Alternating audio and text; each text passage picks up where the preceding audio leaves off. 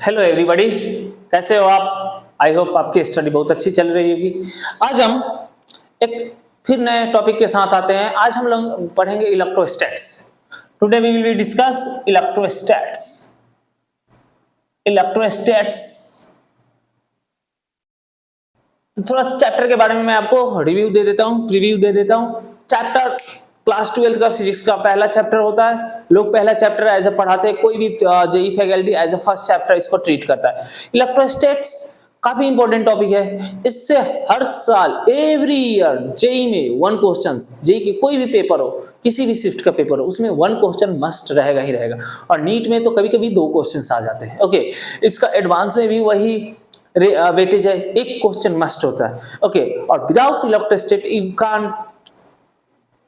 can't understand capacitor, okay, and potentials। तो इलेक्ट्रोस्टैट्स let's discuss करते हैं। ओके, इलेक्ट्रोस्टैट्स मतलब इसका मीनिंग समझते हैं। इलेक्ट्रोस्टैट स्टैटिक्स। ओके, तो इलेक्ट्रोस्टैट्स को डिफाइन करना हो या इलेक्ट्रोस्टैटिक्स को डिफाइन करना हो तो कैसे डिफाइन करेंगे? तो इलेक्ट्रोस्टैटिक्स क्या होता है कि it is the study of charge when charge is at a rest. Okay, no problem. It is a study of charge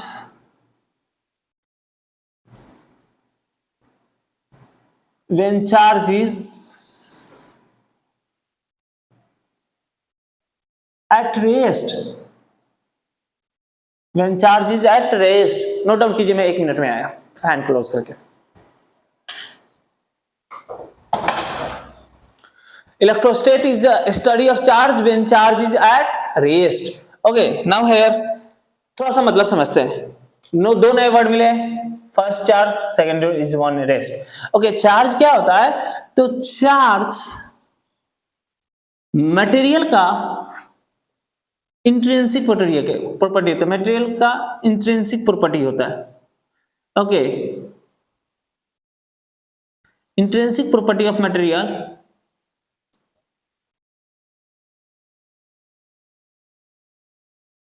by which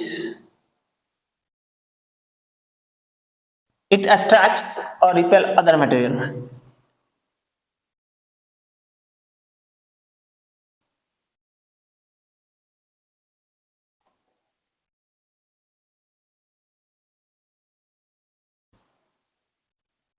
other material को अट्रैक्ट करेगा या रिपेल करेगा, just like mass. But mass में मास है वो only one difference, it is always attractive in nature. But charge में भी attract करेगा और में भी रिपेल करेगा। ओके, चलिए, तो ये चार्ज हो गया। तो चार्ज को डिनोट किया जाता है क्यू से, denoted by Q.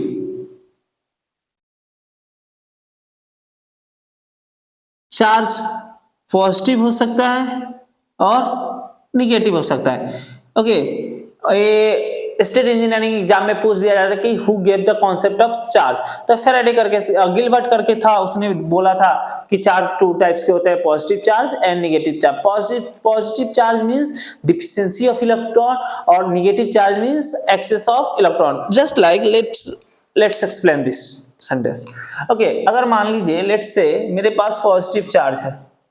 Okay, positive charge है, तो चार्ज पॉजिटिव है, यानी कि मेरे पास अगर कोई मटेरियल है उस पे पॉजिटिव चार्ज आ रहा है, कोई एलिमेंट्स है या कोई मेटल है जिस पे पॉजिटिव चार्ज आ रहे हैं। तो पॉजिटिव चार्ज क्यों आ रहे होंगे? क्योंकि हम जानते हैं metal is made up of atom से बना हुआ है। एटम के अंदर 3 चीज होते हैं, प्रोटॉन, इलेक्ट्रॉन, न्यूट्रॉन। प्रोटॉन पे पॉजिटिव चार्ज, इलेक्ट्रॉन पे नेगेटिव चार्ज और न्यूट्रॉन पे न्यूट्रल होता है, नो चार्ज होता है। तो अगर मान लीजिए अगर न्यूट्रल एटम हो तो उसके पास number of protons and number of electrons same होते हैं।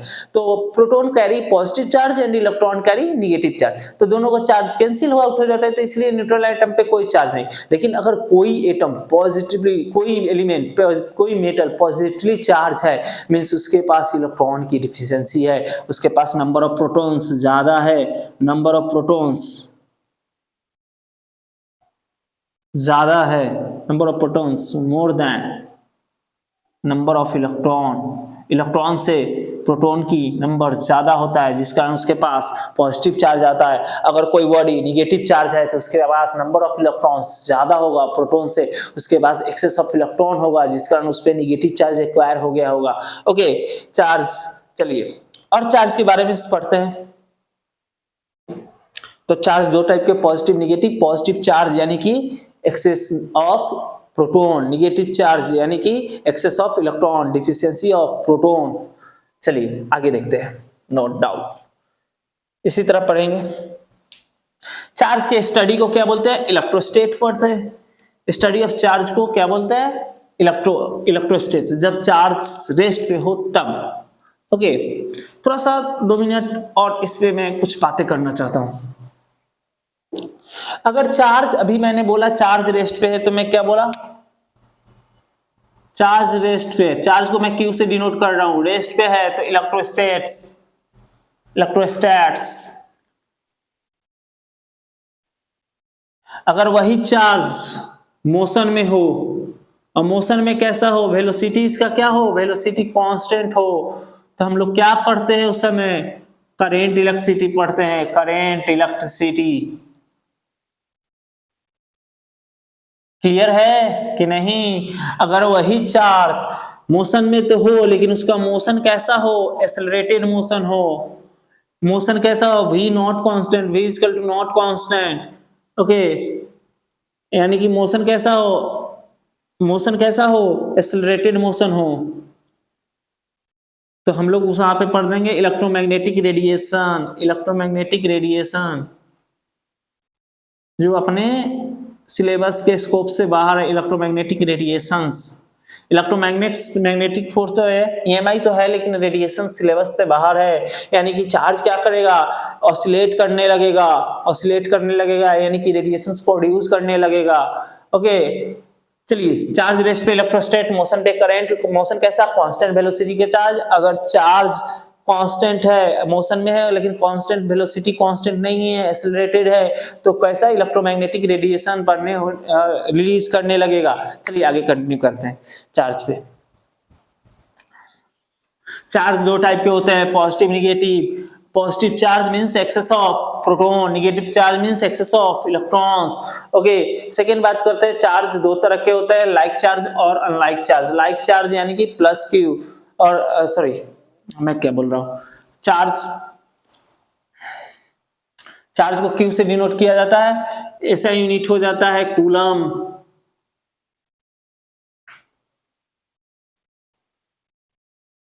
अगर डायमेंशन का बात करें, अदर यूनिट होता है स्टेट कूलम। ओके, ईएसयू ये सब होता है, लेकिन हमें कूलम। ओके, कुछ और बात करते हैं। 1 कूलम में होता है 10 to the power 6 micro coulomb. Okay, एक डाटा याद रख लीजिएगा, मींस तो 1 माइक्रो कूलम में आ जाएगा 10 to the power -6 कूलम। ये हमें आनी चाहिए। डायमेंशन की बात किया जाए तो what is the dimension of charge? Dimension, charge is not a fundamental quantity, so it's dimension is a derived. Charge fundamental quantity नहीं होता है, जिसका इसका डायमेंशन क्या होता है? डेराइव होता है। तो क्यू आई बराबर वी नो दैट आई बराबर Q upon T. I where I is a current, Q is a charge, T is the time. तो Q is equal to I T, we can write Q is equal to I into time, और here I is a current, T is a time। Current, T is a time, और दोनों कैसा quantity है? Fundamental quantity है। Fundamental quantity वो होते हैं, nature में 7 होते हैं fundamental quantity. Okay, derive quantity वो होते हैं जो फंडामेंटल क्वांटिटी से बने हुए होते हैं। तो चार्ज कैसा क्वांटिटी है? डेराइव क्वांटिटी है। तो इसके डायमेंशन के लिए करंट का डायमेंशन ए होता है और टाइम का डायमेंशन टी होता है। तो ये डायमेंशन आ गया चार्ज का A T. Are you getting my point? What I am trying to write? Let's continue further. Okay, now dimension हो गया, चार्ज हो गया। चार्ज स्केलर क्वांटिटी होता है। ओके, स्केलर क्वांटिटी होते हैं जिसके पास केवल मैग्नीट्यूड हो, no direction.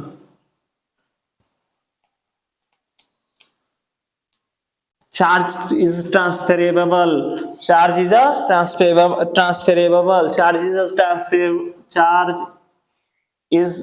Transferable, charge can be transfer. अगर एक बॉडी से दूसरे बॉडी पे हम चार्ज ट्रांसफर कर सकते हैं। अगर मेरे पास एक्सेस चार्ज हो, ओके, और दूसरे के पास चार्ज नहीं है, तो हम अपना चार्ज को ट्रांसफर कर सकते हैं। What my point? Okay, charge is charge of an isolated system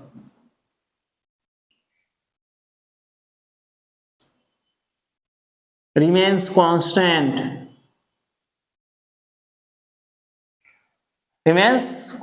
isolated system का चार्ज रिमेन्स कांस्टेंट रहता है। मान लीजिए एक बॉक्स है, बॉक्स को आइसोलेटेड कर दिए, यहाँ पे +4Q -3Q -7Q +10Q charge है यहाँ पे।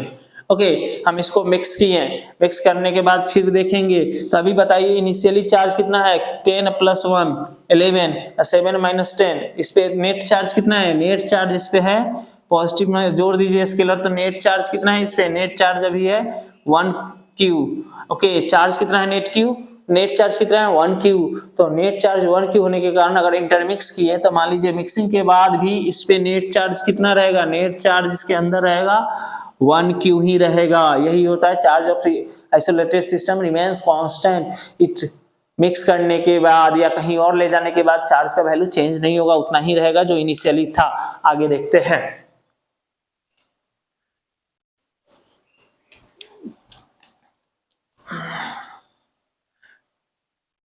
Charge is conserve, charge is conserve,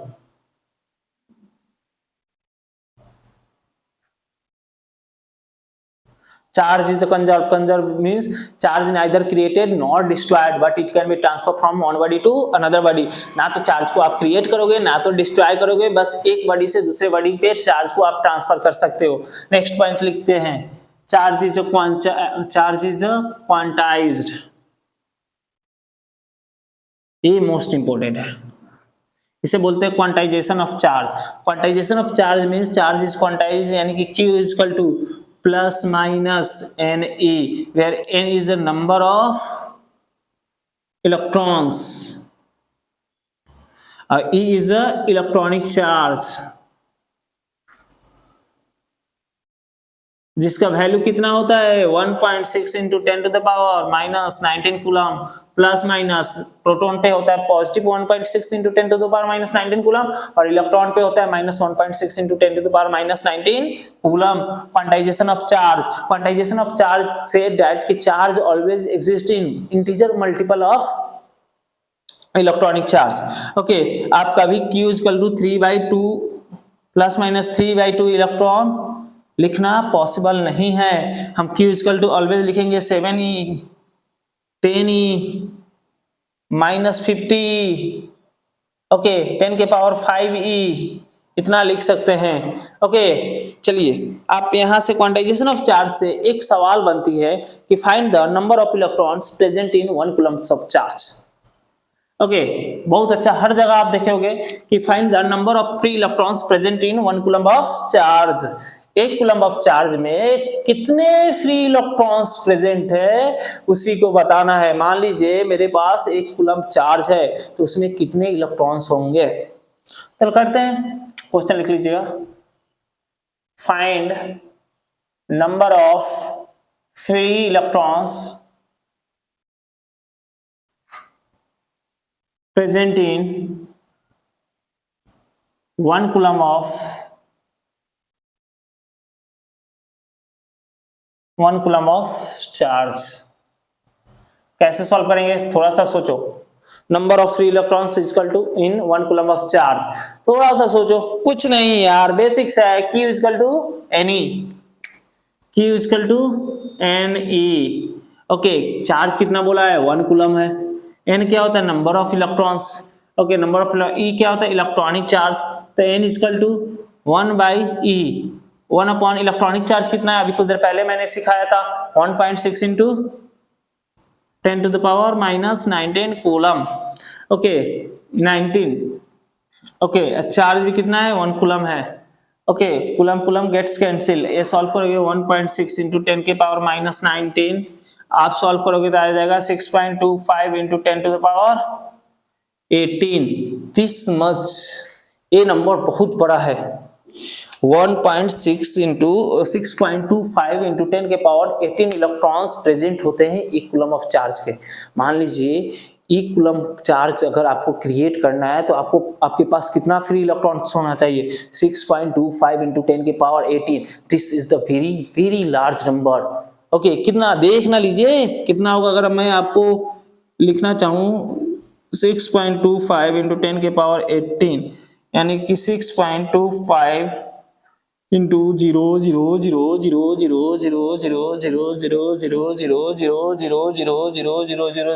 18 तक ले जाना पड़ेगा। इतना नंबर ऑफ इलेक्ट्रॉन चाहिए। ओके, आपसे बोला जाता है कि 1 ग्राम कोई मेटल है, एलिमेंट है, तो उसके पास कितने एटम्स होंगे? तो कितना एवोगाड्रो नंबर 6.23 इंटू 10 की पावर 23। ओके, इतना होना चाहिए। तो ये था चार्ज के प्रॉपर्टीज। चार्ज दो तरह के होते हैं, लाइक चार्ज, पॉजिटिव चार्ज और निगेटिव चार्ज। चार्ज क्वांटाइज होता है, चार्ज ट्रांसफर होता है, charge neither created not destroyed, charge conserve होता है। आइसोलेटेड सिस्टम का चार्ज ऑलवेज कंजर्व होता है, कांस्टेंट होता है। Okay, excess of proton positive charge, deficiency of proton negative charge. अब एक बात और करते हैं, न्यूट्रॉन पे कोई चार्ज नहीं होता। एक और बात करते हैं कि मैं एक बात लिखता हूं, okay, charge always exist with mass. Okay, charge अगर है मेरे पास तो मेरे पास भी मास भी होगा, क्योंकि इलेक्ट्रॉन चार्ज यानी कि इलेक्ट्रॉन पे इलेक्ट्रॉन। ओके, चार्ज अगर मेरे पास है तो मेरे पास फ्री इलेक्ट्रॉन्स है, तो अगर मेरे पास इलेक्ट्रॉन्स है तो मेरे पास मास भी है, क्योंकि इलेक्ट्रॉन के पास मास होते हैं 9 × 10 की पावर 30 - 31 kg। ओके, बहुत छोटा मास भी होता है। तो ये थे चार्ज की प्रॉपर्टीज। अब इस चार्ज के प्रॉपर्टीज का यूज क्या होता है कि अब इन्हें हम कूलम्ब्स लॉ यहाँ से डिराइव करेंगे। कूलम्ब्स करके एक साइंटिस्ट थे, उन्होंने एक लॉज दिया था, जिस तरह से ग्रेविटेशन, न्यूटन ने ग्रेविटेशन का लॉ दिया था, उसी ने भी कूलम्ब्स ने एक लॉ दिया था। ओके, उस लॉ को बोलते हैं कूलम्ब्स लॉ। वो लॉ क्या था कि अगर दो चार्ज रखा हो, एक Q1 है एक Q2 है, दोनों के बीच में सेपरेशन है R। ओके, तो इन पे जो फोर्स लगेगा, कूलम्ब्स फोर्स लगेगा, इलेक्ट्रोस्टैटिक फोर्स लगेगा, क्योंकि अगर चार्ज है तो चार्ज या तो अट्रैक्टिव फोर्स लगाएगा या रिपल्सिव फोर्स लगाएगा, तो दोनों बीच चार्ज के बीच में फोर्स लगेगा। उस फोर्स को बोलते हैं कूलम्ब्स फोर्स। कूलम्ब्स करके साइंटिस्ट ने दिया था, इसलिए कूलम्ब्स फोर्स बोलते हैं, इलेक्ट्रोस्टैटिक फोर्स बोलते हैं, जिसका वैल्यू आता है K Q1 Q2 upon R²। Okay, ये होता है K Q1 Q2 upon R²। Okay, K क्या होता है? कूलम्ब्स कांस्टेंट होता है, Q1 Q2 दोनों चार्ज होता है, और R क्या होता है? दोनों के बीच में सेपरेशन होता है। इस टॉपिक को हम लोग कल आगे कंटिन्यू करेंगे नेक्स्ट लेक्चर में। तो फिलहाल के लिए आप इलेक्ट्रोस्टैटिक्स में study of charge when charges at rest. Charge intrinsic property है मटेरियल का, या तो अट्रैक्ट करेगा या रिपेल करेगा। इतना इन्फॉर्मेशन चार्ज के बारे में आपको होना चाहिए। क्वांटाइजेशन ऑफ चार्ज यानी कि Q = +- Ne। ओके, चार्ज का ऐसा यूनिट होता है कूलम्ब। ओके, स्मॉलेस्ट चार्ज देखा गया कि इलेक्ट्रॉनिक चार्ज होता है, वो कितना होता है? चार्ज ऑन इलेक्ट्रॉन कितना होता है? 1.6 × 10⁻⁻19 कूलम्ब। ये सब आपको फिंगर पे याद होना चाहिए। रात के 2 बजे भी आपसे कोई पूछे, कॉल करे, तो बोलना कि भाई साहब रुक जाओ, 2 मिनट पहले सुन लो सारी चार्ज की प्रॉपर्टी, उसके बाद हम बात करेंगे अपना नेक्स्ट। ओके, तो अगर आपको वीडियो अच्छा लगा तो अपने दोस्तों के साथ शेयर करें। आई होप आपको कुछ समझ में आया होगा चार्ज के बारे में। Thank you and have a nice day.